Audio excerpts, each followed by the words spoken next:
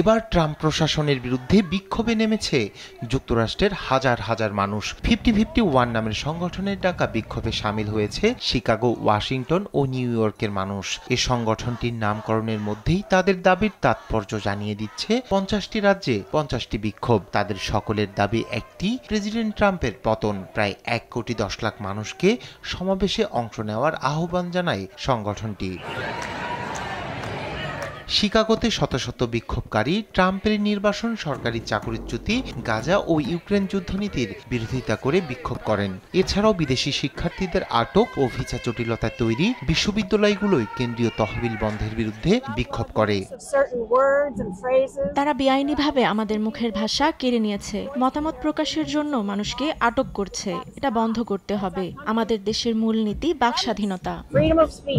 Banner ও placard হাতে আসে ওয়াশিংটনের মানুষও। ট্রাম্পকে এখন বিদায় নিতে হবে এমন স্লোগান দিয়ে অবস্থান নেন বিক্ষোভকারীরা। জানুয়ারিতে ক্ষমতা গ্রহণের পর ফেডারেল ব্যবস্থাকে ধ্বংস করেছে ট্রাম্প। জোরপূর্বক কর্মী ছাঁটাই ও ফিলিস্তিনপন্থী আন্দোলনের কারণে বিশ্ববিদ্যালয়ে তহবিল বন্ধ করার নীতির বিরুদ্ধে অবস্থান নেন বিক্ষোভকারীরা।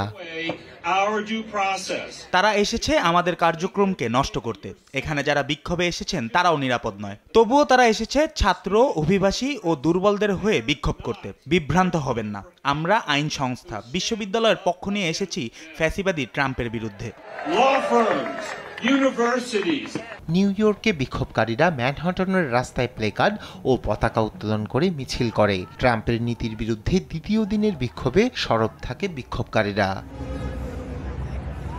নিউজ ডেস্ক, দেশ টিভি।